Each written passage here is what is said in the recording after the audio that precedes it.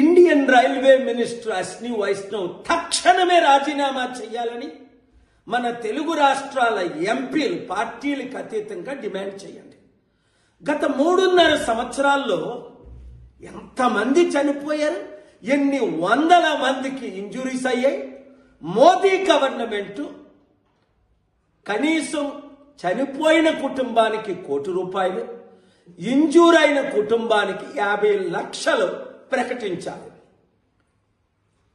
Opposition పార్లమెంట్లో demand చేయాలి, తక్షణమే రైల్వే మంత్రి రాజీనామా చేయాలి. లాలూ ప్రసాద్ యాదవ్ రైల్వే మంత్రిగా ఉన్నప్పుడు దేశం ఎంత బాగా నడిచింది, ఎన్ని వేల కోట్లు లాభం. ఇప్పుడు అన్నీ ప్రైవేటైజేషన్ పేరుతో దేశాన్ని తగలబెట్టేస్తున్నారు, అప్పులు పాలు చేసేస్తున్నారు.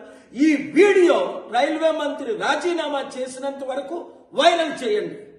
Thank you very much.